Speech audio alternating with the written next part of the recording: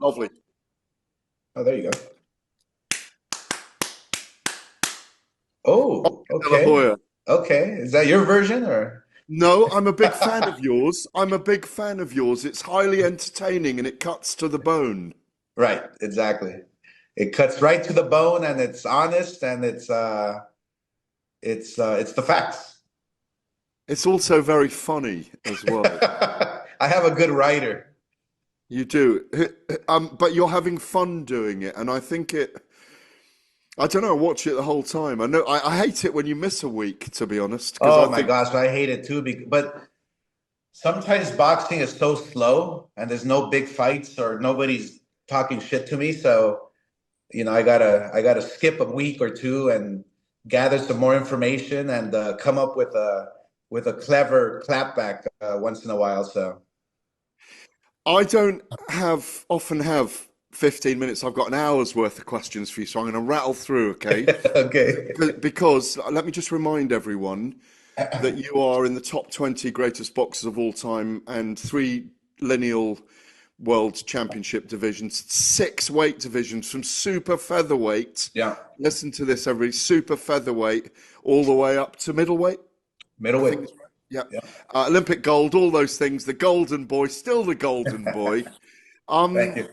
Talk to me first of all. But one of the reasons for being on the call, of course, obviously, is this brilliant fighter, Virgil Ortiz, pianist and guitarist and fighter. Yeah, Great kids. You've got to right. get him playing the guitar and the piano in the ring, by the way. I've been telling him for ages. That'll be At the end of a fight, hilarious.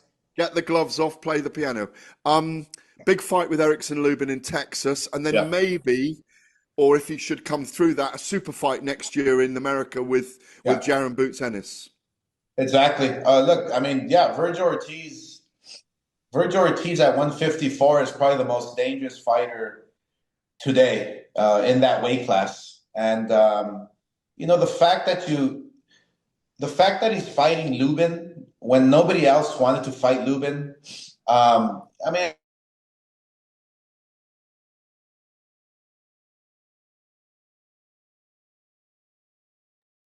Hey Oscar, I think did we lose your audio?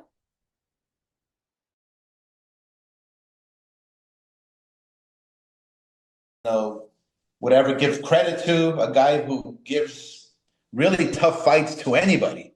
I mean, you saw him fight against Tim Tszyu and Fundora and gave those guys tremendous, tremendous fights. So, yeah, I think Lubin is a very dangerous fighter. It's going to be a great fight where I wish and I hope deep in my heart that he gets past him. And no discredit to Lubin, but I think a Virgil fight with Boots Sanders next would be an amazing, amazing event for the sport of boxing. And obviously, if that happens, when it happens, sometime next year, it projects yourself, Golden Boy Promotions, against probably the biggest ego in the sport, Eddie Hearn. We can call him that, I think. Um, but it could potentially be a 5v5 that night as well. Is there any talk of that? We haven't actually talked about a 5-on-5. It's been a second now. I know several months ago or a year ago we were talking about doing 5-on-5 Golden Boy versus Matchroom or US versus UK. Um, it would be an interesting. It would have been an interesting, event to put together. I think the fact that Eddie Hearn focuses a lot more on heavyweights and middleweights, and it would be a little difficult at this point now. But I think it's an interesting concept for the U.S. and for UK boxing. I think Golden Boy versus Matchroom would be pretty amazing with some top names. But but yeah, the fight that we're really looking forward to and that people are very interested in is Virgil Ortiz versus Boots Ennis next year, which I have no reservations on making. I think Virgil, getting past Lubin, would create an amazing, amazing fight down the road for Boots and Virgil. 30 years ago, Oscar, you were the Ring Magazine Fighter of the Year. I'm sorry to say 30 years ago, but it was It's all 1995, the good. Ring Magazine Fighter of the Year. Yeah, And between just looking at records, because we forget things as we sure. get older, we need to remind ourselves. And Right. the young generation watching and boxing often don't look back in history. Sure. You were that man in 1995, the star of the sport, pound for pound, arguably in 3 years around that time. Between Yeah. 1994 and 2008, you were fighting in, yeah, I think you fought in Madison Square Garden, but you were in Los Angeles or you were Yeah. in Vegas, and all the big fights in Vegas. Sure. 94 to 2008, back to 95, 30 years have gone. How does American boxing compare now to what it was 30 years ago, in your view? Yeah, Honestly. it's nowhere even close to what it Yeah. was. Yeah, it's nowhere even close to what it was. I Because there think, were the heavyweights around as well, weren't there? As well as well, your yeah, weights. you have the exciting fighters and big names in the 90s, like Tyson and myself. Even Julio Cesar Chavez was still Yeah. fighting. Trinidad and Shane Mosley, and we were all fighting each other. Ike Corte and Fernando Vargas. But you had the heavyweight division, very active here in the U.S. And I think boxing in the U.S. right now, there's a lot of talent. Okay, Mm, there's mm. tons of talent, but I think what U.S. boxing is missing is there's no there's no continuity with there's no fights where we're watching on a continuous basis. Mm. There's one fight here, and then the next one's in Riyadh, then the next ones are in the UK. The time change is different, so the focus hasn't really been on the US. I kind of feel Yeah. we have tons of talent. Don't get me wrong, but yeah, but we need more fights here in the US. We need more Las Vegas fights. So with that in mind, if you had a magic wand right now, and I'm looking at the top 10, I'm going to ask you about Wardley and Parker in a minute, briefly as well. Yeah, There's no American in the Ring Magazine's top 10 rankings. I'm on the panel. There's not right. an American in it. Yeah, If you had a magic wand right now, and we know that heavyweight boxing helps all the other divisions in the world, because sure. it's the big guys fighting and it draws the mainstream audience, doesn't it? Yeah, And normally a bad guy does as well, if you've got a exactly. bad guy theme. Oh yeah, If you had a magic wand right now, and maybe you should have that magic wand, Oscar, yeah. and create a tournament. When I was at Crawford and Canelo, I was saying to everyone out there, why aren't you in America creating a tournament, all of you, of all the best heavyweights to find the best guy? Even drawing guys in from basketball and baseball and American football or track and field to find the biggest, best fighter on a contender series, perhaps. What would you do if you had a magic wand to change it in America right now? If I had a magic wand, I would convince DAZN, okay, because as you know, they're the only TV partner in the world right now focusing on boxing, and they're doing a tremendous job, Mm. an incredible job all over the world.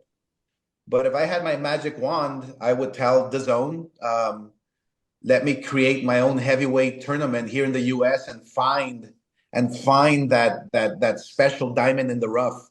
I have with Josh Edwards. I have a heavyweight right now who's an amazing Olympian, amazing talent. He's a big heavyweight. He's crushing everybody right now, but he's young. He's 5-0, 6-0, all knockouts. But in order to capture the fan base here in the US, we need consistency. We need continuity. We need tournaments, like you mentioned, a heavyweight tournament. And the only guy to do it here in the US is me, is Golden Boy. So the magic wand would be, hey, DAZN partner, I'm right here. Golden Boy Promotions can create your next heavyweight world champion. That's Should what I would Turkey do. Al Sheikh, should Turkey Al Sheikh have done that with you rather than with Dana White then? Should he have come to you and said, Tosca, change boxing in America with me? Um, yeah, it would have been a pleasant surprise, but look, they have their plans, and I respect what they're doing.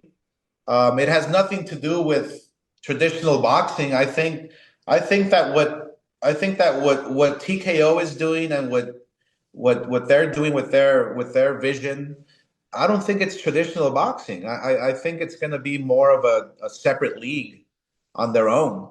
So I'm going to stick to traditional boxing and keep finding those world champions and keep producing those world champions and continue to believe in boxing here in the U.S. I can't even believe I'm saying this. Boxing has always thrived here in the U.S., and I can't believe that we do not have a heavyweight world champion. So it is my job as a promoter to find that next diamond in the rough, and I found him with Josh Edwards. I'm so glad to hear all that from you, and I wish it into existence what we just talked about because I Yeah, sit here having traveled to America for so many years, yeah, 30 odd years traveling to yeah. America to see the big fights, Right. that I can't believe I'm not going to Vegas to see heavyweight fights anymore. And I think even these Usyk, Fury, Wardley, Kabayel, Parker, Itauma, Dubois, Hergovich, they should all be coming to America to fight as well because you never fought in the UK. And if you'd been around now in your pomp, you'd have Hmm. either been carrying America, but you might have come to Wembley Stadium to Absolutely.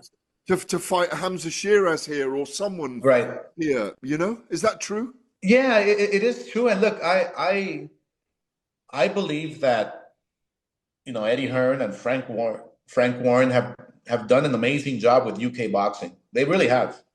If you think about it, right? I mean, but the one thing missing, and you hit the nail on the head, is Las Vegas.